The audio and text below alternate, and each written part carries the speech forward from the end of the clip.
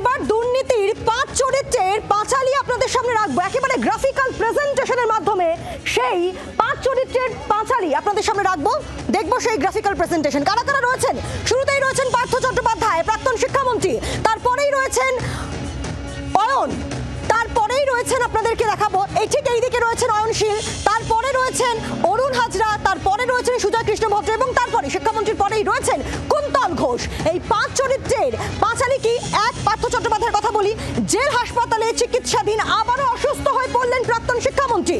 এরপর কুন্তল ঘোষ, তিনি বর্তমানে জামিনে মুক্ত রয়েছেন। তার দাবি কি? তাকে পুরীতে যাওয়ার অনুমতি দিতে হবে। আর 3 নম্বর চরিত্র সুজয় কৃষ্ণ ভদ্র, কালীঘাটের কাকু, তিনি আবারও অসুস্থ, তার পেসমেকারের সমস্যা তৈরি হয়েছে, আজকে জানান তার আইনজীবী। আর তারপরের চরিত্রকে অরুণ হাজরা, তাকে সমন পৌঁছতে নির্দেশ, কারণ তাকে হাজরা দিতে বলা হয়েছিল, কিন্তু তাকে কেন্দ্র করে একটা জটিলতা তৈরি হয়েছে, তাই তাকে সমন পৌঁছতে নির্দেশ আদালতের। আর এবার 5 নম্বর চরিত্রকে, 5 নম্বর চরিত্র অয়নশীল, কেস ডায়েরি কোথায় তার, এবং রীতিমতো হাইকোর্টের ভৎসনার মুখে পড়ে আজ সিবিআই অয়নশীলের কেস ডায়েরি কোথায় তা নিয়ে। এই 5 চরিত্রের 5 কাহন আপনাদের সামনে রাখলাম।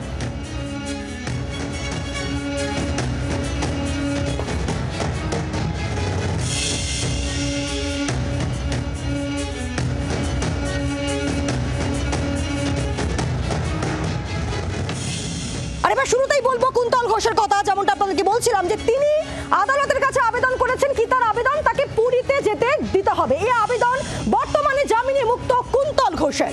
প্রাথমিক নিয়োগে সিবিআই মামলা, পুরীতে যেতে আদালতে আবেদন করেন কুন্তল। আগেই জামিন, এবার পুরীতে যাওয়ার আবেদন। কুন্তলকে পুরীতে যেতে অনুমতি দিল আদালত, তবে রয়েছে কিছু শর্ত। কথা বলবো, পিয়ালি মিত্র রয়েছেন আমাদের সঙ্গে টেলিফোনে। প্রতিনিধি পিয়ালি, আবেদন মঞ্জুর হয়েছে কিন্তু শর্ত রয়েছে, তাই তো? একেবারে দেখো, আবেদন মঞ্জুর হয়েছে। আজকেই আদালতে এই আবেদন জানান কুন্তল ঘোষ তার আইনজীবীর মাধ্যমে, এবং আগামী 23 থেকে 28 তারিখ পর্যন্ত তিনি পুরীতে যেতে চান পুজো দেওয়ার জন্য। এবং আদালত তারপরে সিবিআই কাছে জানতে চায় যে তাদের কোনো রকম আপত্তি রয়েছে কিনা, কিন্তু সিবিআই জানায় যে তাদের আপত্তি নয়, কিন্তু শর্ত আরোপ করা হয় যে কদিন, অর্থাৎ যে 5 দিন তিনি পুরীতে থাকবেন, সেই 5 দিন প্রত্যেক 24 ঘন্টা অন্তর তার অবস্থান তদন্তকারী অফিসারকে জানাতে হবে, এবং সেই শর্তেই কিন্তু তার পুরীতে যাওয়ার যে আবেদন সেটা আদালত মঞ্জুর করেছে। ধন্যবাদ পিয়ালি।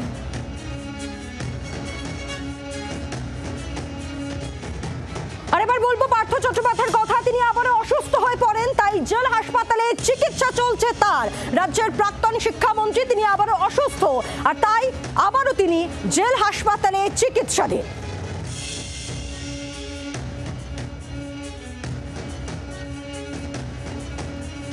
অসুস্থ প্রাক্তন শিক্ষামন্ত্রী পার্থ চট্টোপাধ্যায় জেল হাসপাতালে চিকিৎসাধীন। তিনি আদালতের রিপোর্ট দিয়ে জানায় জেল কর্তৃপক্ষ, আদালতে হাজিরা দিতে পারেননি পার্থ চট্টোপাধ্যায়, কারণ তিনি অসুস্থ, তিনি জেল হাসপাতালে ভর্তি, তিনি সেখানেই তার চিকিৎসা চলছে, তাই তিনি গড় হাজির আদালতে আসতে পারেননি। জেল কর্তৃপক্ষ একেবারে রিপোর্ট দিয়ে জানায় আদালতে।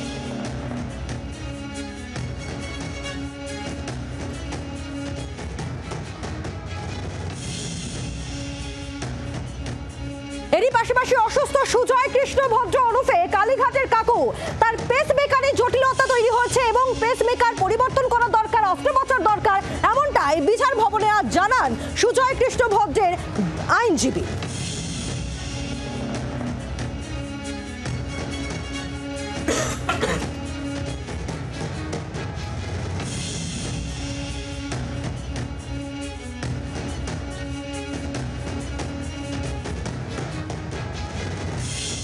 আর এরই পাশাপাশি অরুণ হাজরার কথাও জানাবো আপনাদেরকে। যেমনটা জানাচ্ছিলাম যে অরুণ হাজরা, তার আদালতে হাজিরা নিয়ে একটা জটিলতা তৈরি হয়েছে, আর তা নিয়েই এবার তাকে আদালতে আসতে হবে, তা নিয়ে নির্দেশ দেওয়া হয়েছে। ঠিক কি বলা হয়েছে সে বিষয়ে আরো ডিটেলসে আমরা জানবো। পিয়ালি মিত্র রয়েছেন আমাদের সঙ্গে। পিয়ালি, অরুণ হাজরার হাজিরা নিয়ে জটিলতা ঠিক কোথায় আর কি নির্দেশ? দেখো, এর আগের দিন যখন শুনানি ছিল প্রাথমিকের যে নিয়োগ মামলা, সেই মামলাতে তুমি জানো যে চার্জশিটে অভিযুক্ত হিসাবে নাম রয়েছে তার, এবং 70 কোটি টাকা এই প্রাথমিকের নিয়োগ থেকে নেওয়ার তার বিরুদ্ধে অভিযোগ রয়েছে। তার বিরুদ্ধে আদালত এর আগের দিন শুনানিতে একটা সমন ইস্যু করেছিল এবং 18 তারিখে তাকে হাজিরার কথা বলেছিল। কিন্তু আজকে তিনি যখন আদালতে উপস্থিত ছিলেন না, সেই সময় আদালত জানতে চায় যে অরুণ হাজরা কোথায়। তখন যেটা সিবিআই পিপি, তিনি আদালতকে জানান যে তারকে যে নোটিশ সেটা সার্ভ করা সম্ভব হয়নি, কিছু টেকনিক্যাল সমস্যা ওভারসাইট হয়ে যায়। এরপরেই আদালত যেটা জানায় যে তাকে ইমিডিয়েটলি নতুন করে সমন ইস্যু করতে এবং 25শে এপ্রিল তাকে হাজিরার নির্দেশ দেওয়া হয়েছে এই প্রাথমিকের সিবিআই যে নিয়োগ দুর্নীতি মামলা সেই মামলাতে। ধন্যবাদ।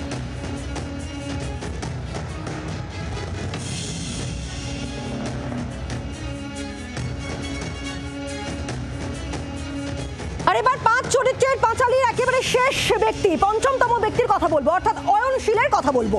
অয়নশীলের পুরো দুর্নীতি মামলায় কেস ডায়েরি কোথায়?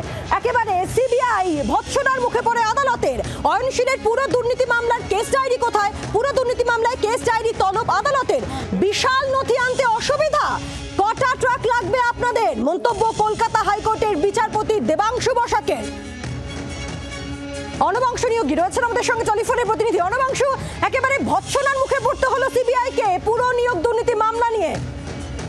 পায়েল, একদমই যে এই পুরো নিয়োগ দুর্নীতি মামলায় অয়নশীলের যে মামলা, সেই মামলায় ভৎসনার মুখে পড়তে হয় কিন্তু সিবিআইকে। কারণ তারা বলছে যে যেহেতু 17টি পুরসভার মামলা, প্রচুর নথি রয়েছে, আমরা সেই নথি আনতে পারছি না, আমাদেরকে রিপোর্ট দিতে দেওয়া হোক। কিন্তু আদালত বলেছে যে আপনাদের কত নথি রয়েছে, কটা ট্রাক লাগবে বলুন, নাহলে কিন্তু আমি এই মামলা শুনবো না। তাই আমি চার্জশিট দেখবো, তার আগে দেখবো আমি রিপোর্ট দেখবো, কেস ডায়েরি দেখবো। সেই কারণেই কিন্তু আমি নির্দেশ দিয়েছি আপনারা কেস ডায়েরি আগামীকালকে আনুন।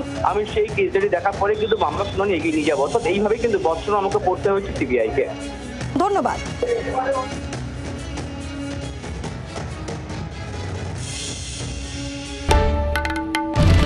বাংলার আওয়াজ, বাঙালির আবেগ, জি 24 ঘন্টা।